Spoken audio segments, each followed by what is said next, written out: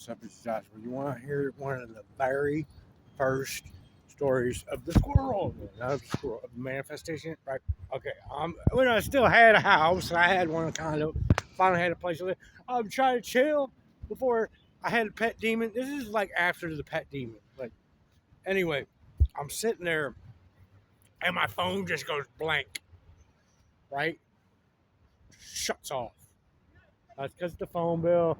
Not because this crazy lady over here fucking yelling about whatever fuck she's yelling about. Yelling at the squirrel probably.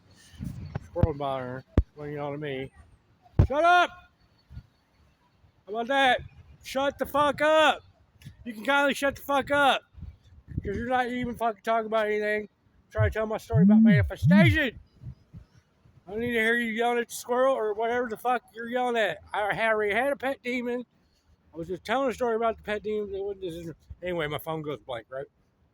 And this message coming, get out, they're gonna kill you. And like the attacks were really hard. And like the satanic demonic attack that fire, I fucked no, right? So I get up and I'm like, I gotta get out of here. Where am I gonna go? You need to go to LA. And I take off and I leave, and all the cars they're like coming at me and they're trying to make me go this way and that way. And all of a sudden I'm like, I'm like, you want to know what? You're creating this. You're creating this situation. You're creating these cars that are coming at you. You're creating it. Come down. You're the Messiah or whatever. At that time, it was like really in the infancy of me really being like, you know what? I really am. I'm not just the first horse. I'm the Messianic King. So you don't need to run. Just pull over here, like go into this casino, and I go into this casino because we didn't have it. Like my money was like a little short, and I go up to the ATM. It was at the Paris. It was in Paris. It's all the same to God. I was actually in Paris, and I put my debit card in, and I checked my balance, and there's a certain amount of money in there that shouldn't have been in there, but it's in there, and the number matched up, and the message was because this is one of the first manifestation tests. Whatever you buy shall be yours. Whatever you buy, we've gone through a bunch of wherever you step, whatever you see, Abraham, whatever you buy, this is one of the first ones, whatever you buy with this amount of money, it was like $1,000 and something dollars is what I had. Whatever you buy, you will possess in this world. Right? So, and I'm in Las Vegas and it's like $1,500. So you're like, what do I buy? Well, I mean, most people would be like, go and buy phones. Now I own all the phones. Now I get all the phones. Now I get, they buy like some clothes. Now I own Burberry and I own clothes, right? I'm walking around, I'm thinking about what I'm going to buy, right? The first thing I go and buy is I go into the liquor store, right? I start buying the liquor. Buy beer. I bought beer. So now I buy beer, and I bought gin. I bought a bottle of tequila. I drank it too. I bought tequila. I bought just like champagne. It was all different liquors, right? Little ones, but I'm drinking them, right? And then I was like, whatever I buy, but whatever I ingest, because I am the temple at this point. So whatever I put into, because there was something that went on before this, I'm actually the temple now, and because I am the temple now, whatever I put in, like pitta, it came down, it is now clean food. Whatever I ingest, but it becomes mine, right? Because I'm the temple, so it cleans it. I'm not gonna get into that deep of the story about how I know that. That was the message, right? So then instantly I'm like, because I only have like I only had like $1,000 or whatever. How much clothes could I buy? Like I needed to figure out what I needed to buy to take control of the world. That was the test, right? That was the manifestation test. So I was like, fuck things, fuck like getting Nike shoes. You'd buy that. You buy a pair of shoes.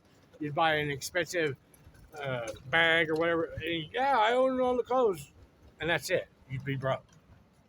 So I go into Caesar's Palace. I remember this very distinctly. I go into Caesar's Palace, and I'm like, food. I'm buying all the food because of the dream I had and because like the famine thing, but mostly because of this dream when I sit down and I'm at this table with God and there's all this food. So I start buying all the food. I buy pizza. I buy a salad. I buy a hamburger. I buy all the sodas. Right? I buy French fries. I buy steak. Right? Wheat. Like every kind of food. Like, and I take one bite of it. I remember like all the people, like the angels or demons or whatever, standing around when I started doing it, just looking at me like they were staring at me like they were like, is he really doing this? Because fuck all the stuff. Now I have all the food because the world can't live without food. I'm the most powerful person in the world if I have all the food. I have all the soybeans. I have all the corn. I have all the wheat. I went and started eating. I ate rice. I have all the rice. I have all the beans. I have all the bread. I have all the meat. I have all the vegetables. I have all the fruits. You can go ahead and you can have your Burberry and Nike shoes all you want. I got all the food. That's what I did. Right? That's what I did.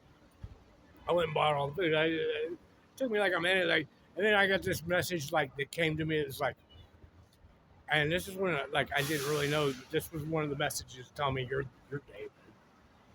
But the message was, you're good enough to start, but not to finish, and that's what God said to David. But I didn't take it that way at the time. Like he's telling me you're the new David. But I took it as like because there was other stuff going on at the time that I was getting replaced. Like you're done. No, he's telling me you're David. You're the replacement of David. You're the finisher. You're the finish of David. But I didn't understand that at the time. But anyway, so I'm eating all the food and like I remember like all the entities like it looked like demons everywhere were just looking at me like or angels or whatever like they were worried. Like I can't believe he's doing this. He's taking control of all the food. If he has all the food, that's all the power in the world. You want all the power in the world and water? I drink the water, right? Which this was really a bad thing because it threw me into like all kinds of manifestations. Just I've walked through like so. This was the beginning of the journey through every type of manifestation. I've been through every type of manifestation humanity has ever been through. That God's put them through every civilization, every one of them. That's why that's what I've walked through over and over and over and over and over and over and over and over. This is what tricked them in here. Went through it. I had to go through. I've gone through everything that every civilization or every society or every different religion or every different superstition that's popped up in this world. This is how it went about. That I'm showing you. I had to walk through it. I participated in it. Then I had to dispel it. Then I always come to the same conclusion at the end. But I have to go. I go through it. I go through it less than I did in the beginning. In the beginning when I was doing it, it would go on for months. And then it got down to like a month. Then it got down to a week. Then it got down to because a new one would pop up and be like, okay, it's bullshit, but I'm gonna try it. And then it get down to a couple of days. And then it get down to a day. Then it got down to a couple hours. Now it gets down to like I see it, if I ignore it, but I'll still because I know whatever. But anyways, back to the story. So I'm eating the food, and they were like looking at me like I can't believe he's doing it. So I walk out. Right, I'm in Caesar's Palace. Then all of a sudden, while I'm doing the food thing, I'm eating all the food. I go in my pocket, and my ID and my debit card are gone. Disappeared. I dropped them or something. I go up to the security and ask them if my ID and my debit card is there. They're like, "Oh, your debit card's in here, but your ID isn't." Well, I would have lost them together. So they kept my ID, but they didn't. But they turned in my debit card.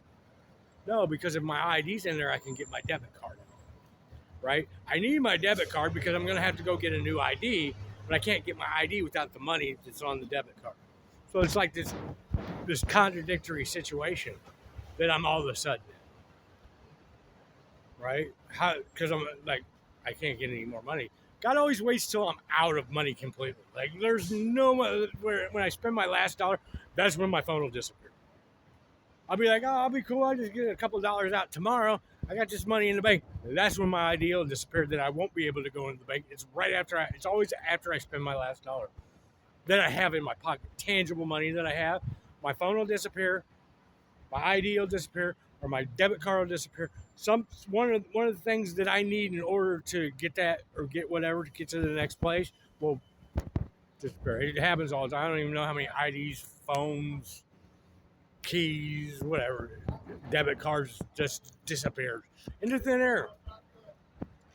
But so now I'm in another quandary. Now I got to figure out how to get this debit card out of there so I can get some money, but I got to get an ID or whatever. And I got around it, but that's not even part of the story. So but I got a couple of dollars still left. And I walk down the street, and here's the real point of this manifestation story. I walk in because it's whatever you buy, right? And I'm down to the last bit of the money. But I just got all the food, so I have all the power. I remember we went through a big walk on this manifestation. I'm like skipping around a lot of the story, all the signs and everything, me and God going through it. I get back to Caesar Palace. This is when the ID and the debit card disappears. I got my car. I still had a car then. This was 2 cars before the cars disappeared. And cars disappeared in thin air like David Copperfield. But I pushed the button on the to go up to park the car, and the person comes on there to give me the ticket. And they go, "You did a good job, sir." Like they knew who I was. The ticket comes out, and I go up in there.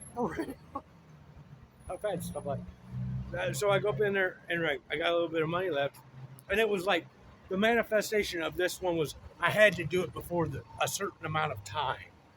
And I know this because of all the signs that were everywhere, like that was walking me through it, right?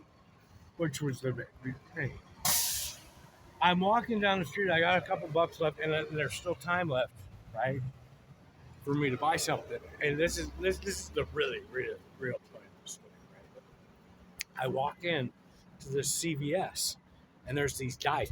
Devils roll the dice, and those roll the eyes. There's these dice, right? That are 99 cents, right? It says 99 cents. These dice, and I'm like, I'll buy it because I don't even remember. I don't remember if it said this or not. But I'm like, I'm gonna buy these dice because it's 99 cents. I don't remember why. And I go up to the cashier. And I don't know if it was printed on the sign, but this is why I bought it. I go up to the cashier, and it's just at the end. I got like an hour left or whatever. The journey is gonna come in our Cinderella, and I buy it, and it prints up on the receipt, 99 cents taxable item. That's what it was. It wasn't called dice. It wasn't called a gift, a souvenir. It was called taxable item for 99 cents. And I just bought it in this manifestation period time. Therefore, I have all the taxable items in the world. Everything that's taxable or that they do tax, I just purchased for 99 cents. Within this game that we're playing, like this was like a couple years ago. That's how many of these games that I've won. Like in this game, like this was right at the end. Taxable item, 99 cents. Okay, I win, Satan. Not only did I get all the food, it doesn't even matter because just for 99 cents, I got a taxable item. I bought the taxable item. And since anything that I buy, I get everything. Everything that's taxable or that is taxed, I now own. And the point of it isn't really like the taxable. The point of it is I could have just went and bought that 99 cent thing in the beginning. You know, me and God wouldn't have had fun for like you know, because this was like a 24-hour thing. This was a big journey. Like within 24 hours, there's a lot went down. I'm just skipping through it. But I got to the end, and instead of buying all the food, even though the food thing, I could have just walked right into the CVS store and purchased the 99 cent taxable item thing, and it would have been game over there because you guys tax everything. I could have just went and spent 99 cents and I'd have everything. That's really the lesson. If you